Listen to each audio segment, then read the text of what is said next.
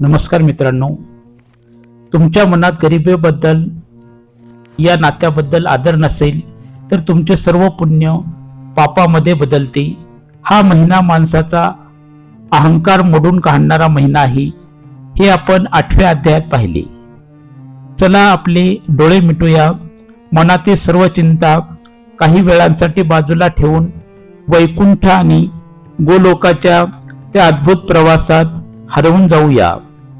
विष्णू ध्यान मंत्र. शांताकारं भुजगशयनं पद्मनाभं सुरेशं विश्वाधारं गगनसदृशं मेघवर्णं शुभांगं लक्ष्मीकान्तं कमलनयनं योगिभिध्यानगम्यं वंदे विष्णु भवभयहरणं सर्वलोकैकनाथं. भगवान विष्णू की जय. कथा पुन्हा नैमिषारण्यात सरकते. एका रात्री जेव्हा सर्व ऋषी मुनी ध्यान संपवून बसले होते, तेव्हा पूर्वेकडच्या आकाशात एक अद्भुत आणि तितकाच रहस्यमयी तांबडा प्रकाश चमकला. त्या प्रकाशातून काही क्षणासाठी रडण्याचा आणि आर्त हाक मारण्याचा आवाज ऐकू आला. ऋषी शौनकांनी घाबरून सूत स्वामींना विचारले, हे ऋषीवर्य, हा आकाशातील तांबडा प्रकाश कसला आणि हा रडण्याचा आवाज कोणाचा आहे? स्वर्ग लोकातही कोणी दुःखी असू शकतं का? सूत गोस्वामीने शांतपणे संथपणे डोळे उघडले. त्यांच्या चेहऱ्यावर एक गंभीर भाव होता. ते म्हणाले, शौनका, तो प्रकाश स्वर्गाचा नाही, तो पितृलोकाचा, ज्या जगात आपले पूर्वज राहतात त्यांचा आहे. हा जो आवाज येतोय तो त्या पूर्वजांचा आहे, ज्यांना त्यांच्या वंशजामुळे मुक्ती मिळालेली नाही. ऐक, या पुरुषोत्तम मासाचे एक असे गुप्त रहस्य जे थेट मृतांच्या जगाशी जोडलेले आहे. एका पुत्राचे अद्भुत स्वप्न. उत्कंठावर्तक वळण आहे. सूत गोस्वामींनी कथा सुरू केली. खूप वर्षापूर्वी नर्मदा नदीच्या काठी हेमंत नावाचा एक तरुण राहत होता.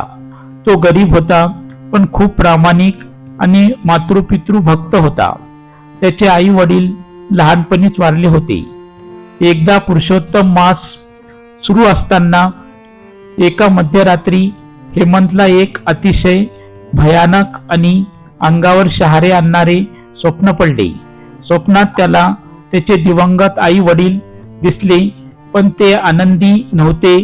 त्यांच्या गळ्यात लोखंडी साखळ्या होत्या, त्यांचे चेहरे सुकलेले होते आणि ते अंधारात एका विहिरीच्या काठावर उभे होते. त्याचे वडील रडत म्हणाले, बेटा हेमंत, आम्हाला वाचव. आम्ही पृथ्वीवर असताना कळत न कळत काही पापे केली, ज्याची शिक्षा आम्ही येथे भोगत आहोत.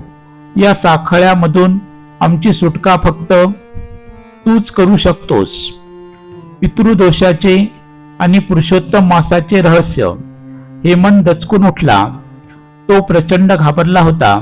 आपल्या आई वडिलांना नरकयातना भोगाव्या लागत आहेत या विचाराने त्याचे हृदय पिळवटून निघाले.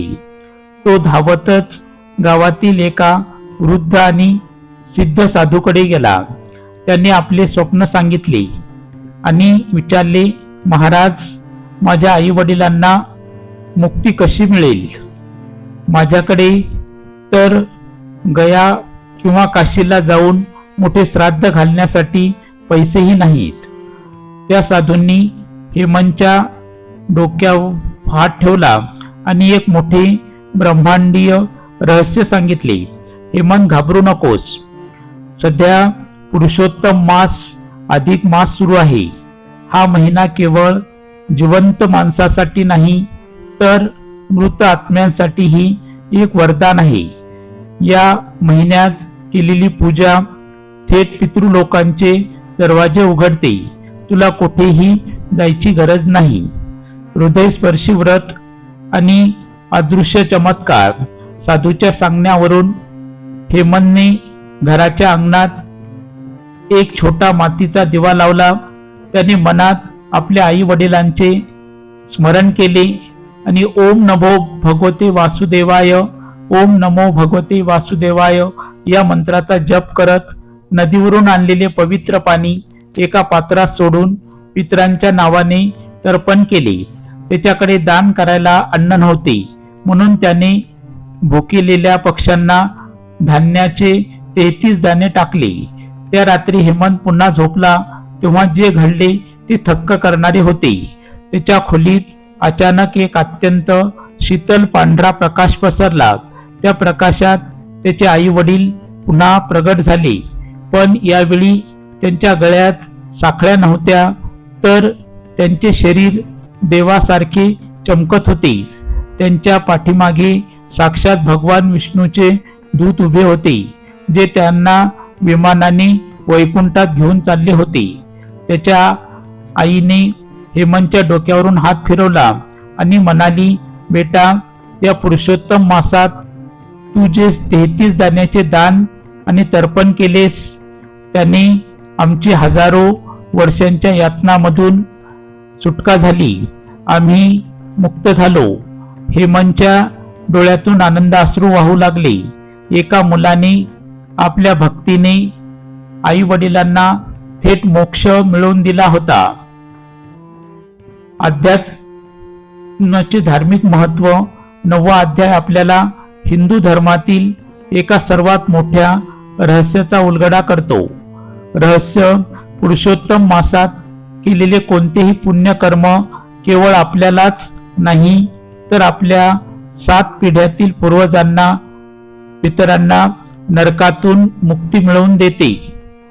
हृदयस्पर्शी भाग. एका गरीब मुलाने पैशाशिवाय केवळ शुद्ध भावनेने आणि अधिक मासाच्या महिमामुळे आपल्या आईवडिलांचे आत्मे मुक्त केले.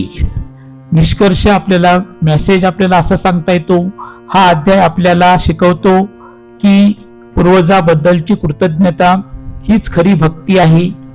जर तुमच्या घरात सुख शांती नसेल तर या अधिक मासात पितरांच्या नावाने केलेले थोडेसे स्मरणही घराचे भाग्य बदलू शकते.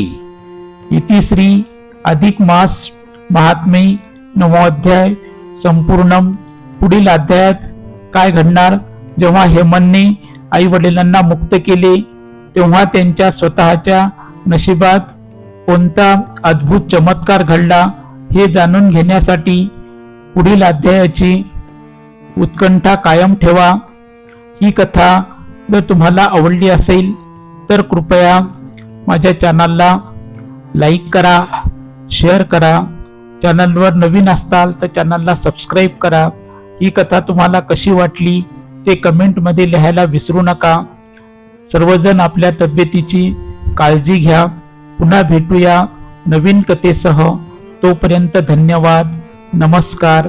जय हिंद, जय महाराष्ट्र, जय भारत.